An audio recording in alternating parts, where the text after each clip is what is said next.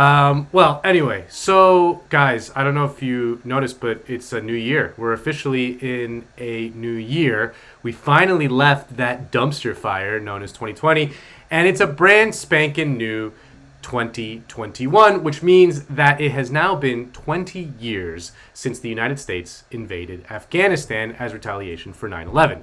Osama bin Laden, the mastermind of 9/11, is long gone. His body dumped into the sea way back in 2011, 10 years ago now. I remember it like it was just yesterday.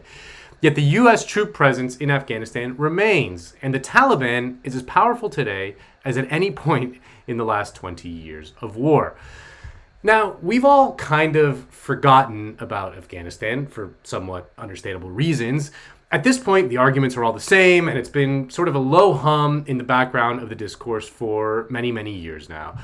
But a couple of weeks ago, The Intercept dropped an absolutely terrifying expose that should have sent shockwaves around the world. A shocking expose out today in The Intercept reveals CIA-backed death squads in Afghanistan have killed children as young as 8 years old in a series of night raids, many targeting madrasas, Islamic religious schools. In December 2018, one of the death squads attacked a madrasa in Wardak province, killing 12 boys, the youngest 9 years old. The killers are believed to be from a CIA-trained and funded paramilitary unit known as 01. The United States played key roles in many of the raids, from picking targets to ferrying Afghan forces to the sites to providing lethal air power during the raids. That's right. The CIA is training death squads who are purposefully murdering children in Afghanistan with full U.S. support. And the timing of this is kind of interesting because on December 17th, the day before The Intercept published their bombshell report, the New York Times published a hilarious op-ed by a former military intelligence officer named Elliot Ackerman with a headline that read, "The Afghan war is over. Did anyone notice? The troops are staying, but we can declare an end to our forever war." The key phrase there, of course, is "the troops are staying." Well, Andrew Quilty's report in The Intercept shows just what the role of the American presence in Afghanistan really is. I actually spoke to Andrew a couple of days ago. My name's Andrew Quilty. I'm an Australian photojournalist based in Kabul, Afghanistan, and I recently published a story about the CIA's Afghan death squads for The Intercept. And his story centers on a series of religious schools known as madrasas that were being targeted by these CIA-backed death squads. Now, nominally, they were targeted because they're accused of being hotbeds for Taliban recruitment, but in actuality, most of these students were children under the age of 16. The raids, like what came before and what resulted, followed a similar pattern. They would, the forces would usually use an explosive charge to enter a building, often a madrasa. They would enter the building and they would often execute, massacre a proportion of, if not all of the students inside at the time. Now, Andrew was able to document 10 such raids with at least 51 civilian victims. Reading, this is from his piece in The Intercept. In most cases, men and boys as young as 8, few of whom appear to have had any formal relationship with the Taliban, were summarily executed. Some died alone, others alongside friends and family. Several raids were accompanied by airstrikes or, in at least one instance, the detonation of hand-laid explosives targeting structures known to be occupied by civilians. This is the CIA training these groups and then working with them outside of the chain of command of both the U.S. military and the Afghan military. They're completely independent, and they are specifically targeting children in schools. Andrew tells the harrowing story of one man who lost his 2 sons. Mahmoud was the father of 2 boys who were killed in a raid in the district of Nurh, again in a madrasa. They were 8 and 9 years old, respectively, and they were among 12 students of the madrasa who were killed in one night in December 2018. The family lived about an hour's walk from the madrasa, and Mahmoud's two boys would walk there at the start of each week and stay there for the 5 nights of the working week in the madrasa dormitory. At the same time, Mahmoud would travel to Kabul, which is about a 3-hour drive from his home, and he would resell construction supplies, which he received in bulk from Pakistan and India. They lived a very modest existence. Before Mahmoud left for Kabul that week and before the boys left for the madrasa, the boys both asked him if he could buy them new shoes while he was in Kabul. It was 2 or 3 mornings after that Mahmoud received a call from his wife from home in Nurk district.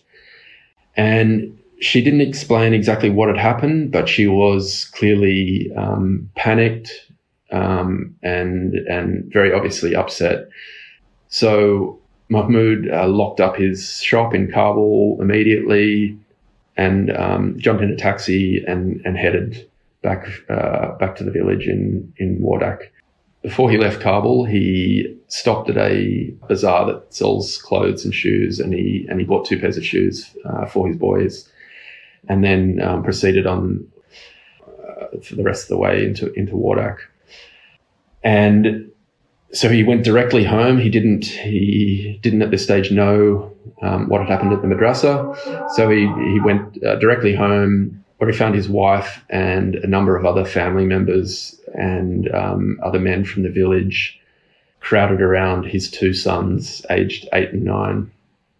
And as he described, and as was clearly evident in his manner and his behaviour, he'd kind of lost his mind ever since then, and he didn't make any distinction between the Afghan government and their security forces and the Americans. He saw them as all equally to blame.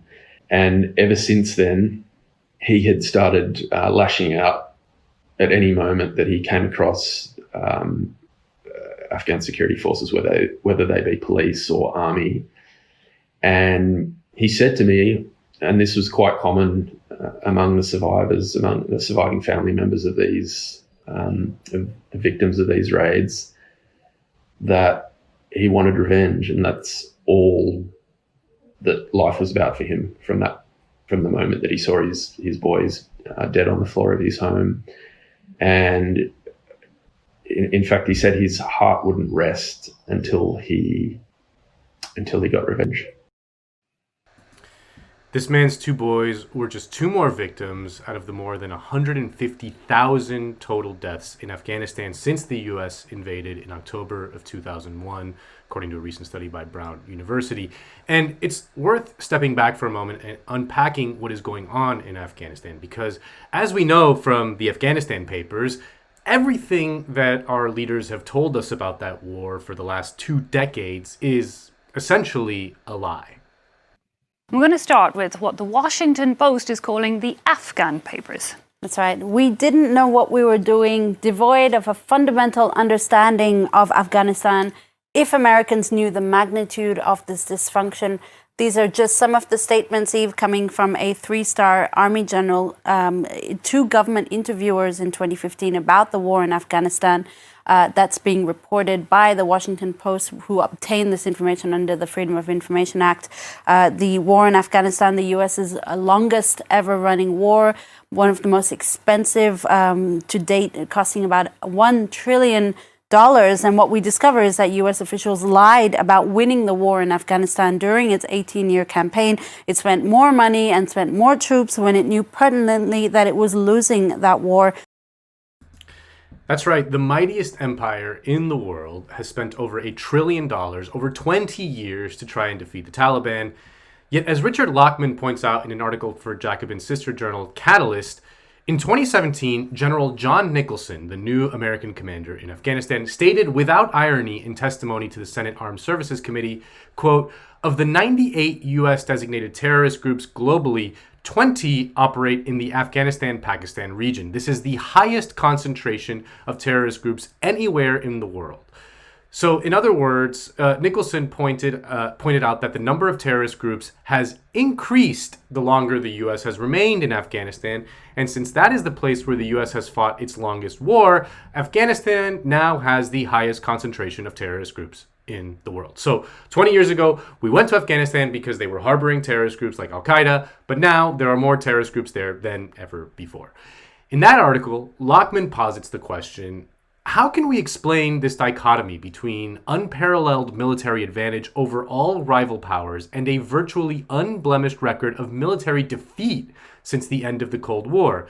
And how has the strange mix of great military capacity and inability to use that power to attain military victories affected America's ability to maintain geopolitical hegemony?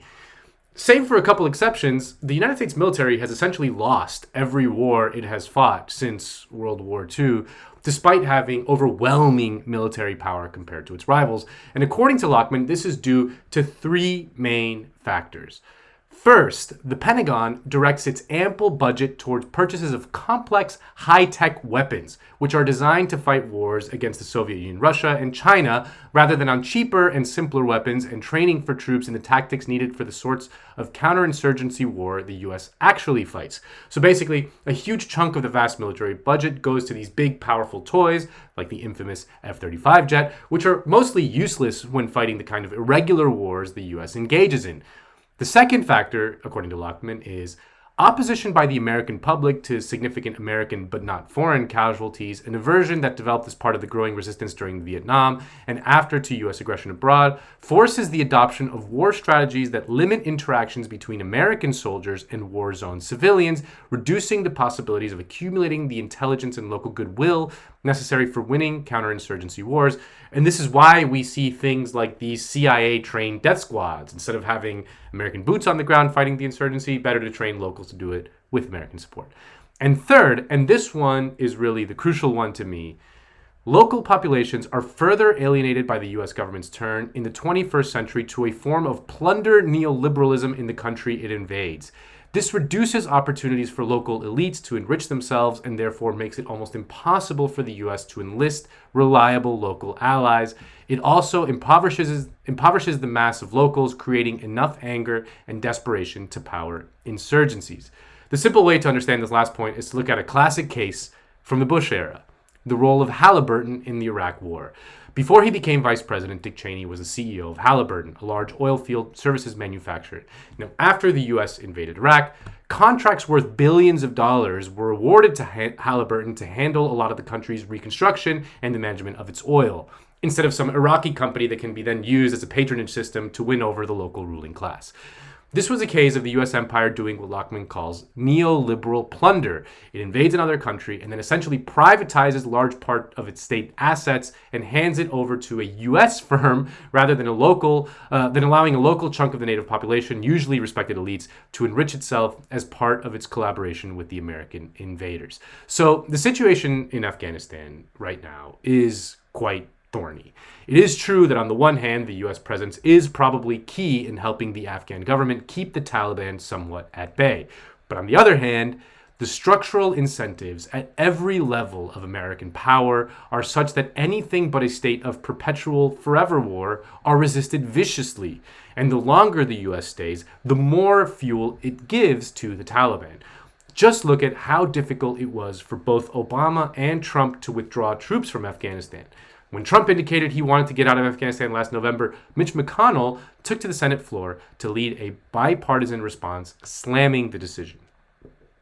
A rapid withdrawal of U.S. forces from Afghanistan now would hurt our allies and delight the people who wish us harm. Violence affecting Afghans is still rampant. The Taliban is not abiding by the conditions of the so-called peace deal. The consequences of a premature American exit would likely be even worse than President Obama's withdrawal from Iraq back in 2011, which fueled the rise of ISIS and a new round of global terrorism. And Trump did sign a sort of peace agreement with the Taliban, although it's certainly very, very shaky, and it crucially excluded the Afghan government. And there is a real fear that when the US gets out, the Taliban will easily override the weak and corrupt Afghan government and reinstitute its particular brand of fundamentalist Islamic law. And it's a sort of catch-22, so I asked my friend Daniel Bessner, a foreign policy expert and professor of history at the University of Washington, to give me his thoughts.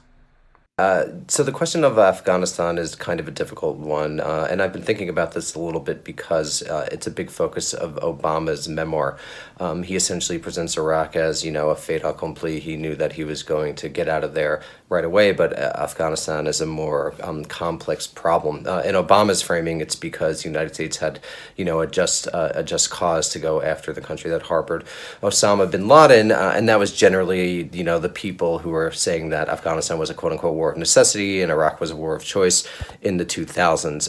Well, I would say from today's perspective that essentially the United States just needs to remove its troops. It's been, almost 20 years now, come November. And a lot of different strategies have been tried: counterinsurgency versus counterterrorism, different levels of troops, various alliances made with different stakeholders, and essentially none have worked. And there's a variety, worked, what does that even mean? Work is an imperial adventure, which was essentially to build, a quote-unquote democratic nation state or control the area in terms of regional security. And there's a lot of complex reasons why the United States believes that it has a significant national interest in Afghanistan, or the United States foreign policy establishment, but I'm not going to get into that now. But just to say that it's essentially, in my opinion, the fact that the United States should leave the country. Now, the question does arise about what is the quote-unquote United States' responsibility to a country that it destroyed, for 2 decades. And I think those are that's an important issue that can't just be ignored. It probably has to come in some form of material redistribution to the area, but also the United States basically removing the imperial structures of empire that it has developed over the course of the last several decades, of essentially occupying and being militarily involved in Afghanistan. So there's a lot more to the issue, but that's essentially my general take, is that the United States needs to leave as soon as possible. At the end of the day, the U.S. should not be imposing itself on the world through force. This does not mean that we should be advocating for a policy of pure isolationism. Instead, we should think of a new internationalist foreign policy in which we provide genuine aid and support for working people, rather than dropping bombs and plundering their national resources. We should be thinking of trade agreements, for example, that protect workers and the environment in other countries rather than corporate interests. We should stop fueling senseless violence in the name of stopping terrorism or the drug trade. All of those things are worthy goals, but the first step in that is that we have to pull the U.S. military machine out. Whenever there is a debate over something like Afghanistan or Syria or whatever, people can come up with theoretical ways in which a powerful country like the U.S. could theoretically use its military to end the conflict and bring peace. But unfortunately, you go to war with the military machine you got, and as we've seen time and again, the American war machine is structurally built in a way that only makes matters worse. Since the U.S. launched its global war on terror 20 years ago, millions of people have been killed. Tens of millions have been displaced. And we can tie ourselves into not justifying any one discrete military action, but the big picture remains, and that is one of unfathomable death and destruction. And we've got to stop it as soon as possible. Nando, you're so comprehensive in your decode segments that it's hard to add anything to what you say. But just briefly, there were a few things I wanted to just quickly mention, including knowing this context. When you listen to someone like Secretary of State Mike Pompeo give a speech where he pretends to care about human rights abuses in places like China, in places like Iran. Now, that's not to say that human rights abuses don't exist, right? And I think people who make that argument in good faith should be listened to. However, Mike Pompeo and people like him usually point to those so-called human rights abuses to specifically justify U.S. intervention and more importantly, their efforts to further destabilize regions of the world. So, I mean, we're seeing it happen in Afghanistan right now. You bring up the point, Nando, about how the counterinsurgency efforts have failed, and it's actually led to, more of these groups popping up in places like Afghanistan.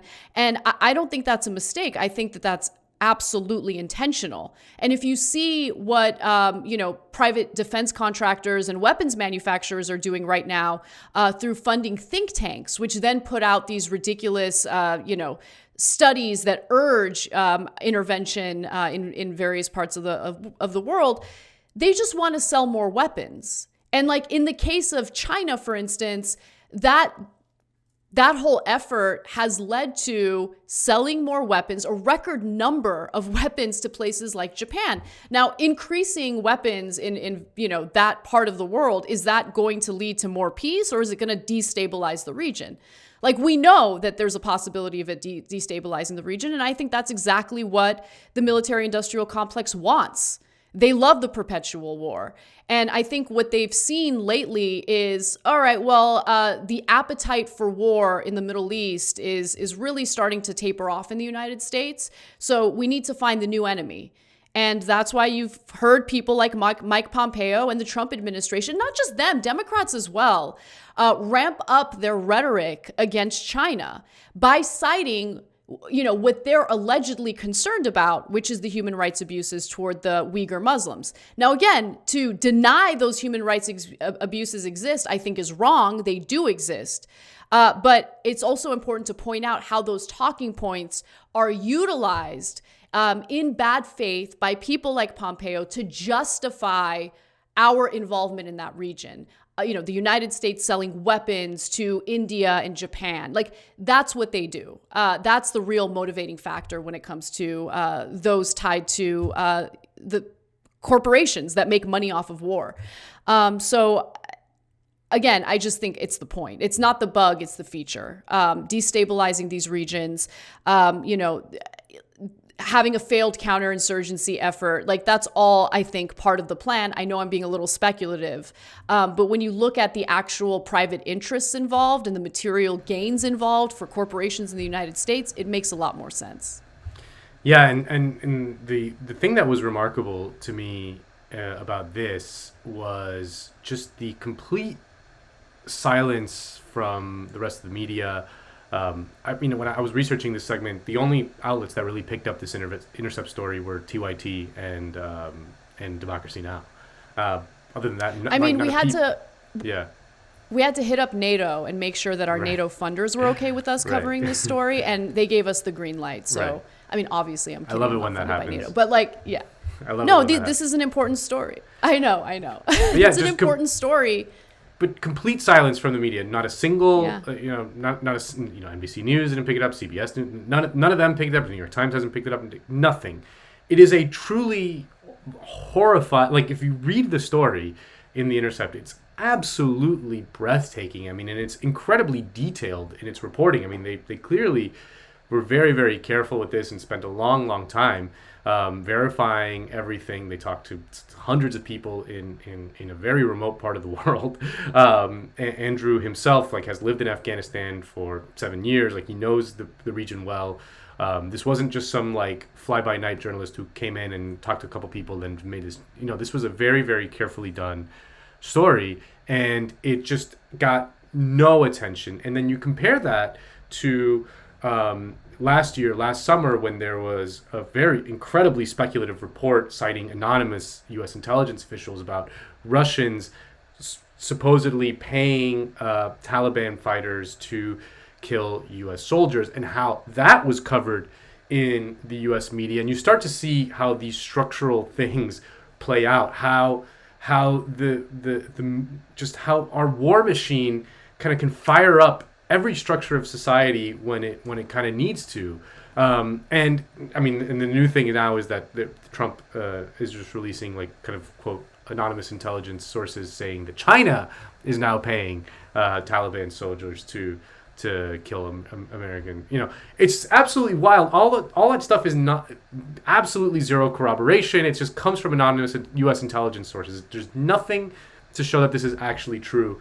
This story, talk to people on the ground, eyewitness accounts, family members, friends, people, they went to those places and have actual evidence of these atrocities taking place, and just zero pickup from the media. It's really, really, really remarkable, and just like a classic case study in how the media in this country operates as a sort of propaganda wing of the ruling class, certainly, but especially the military industrial complex.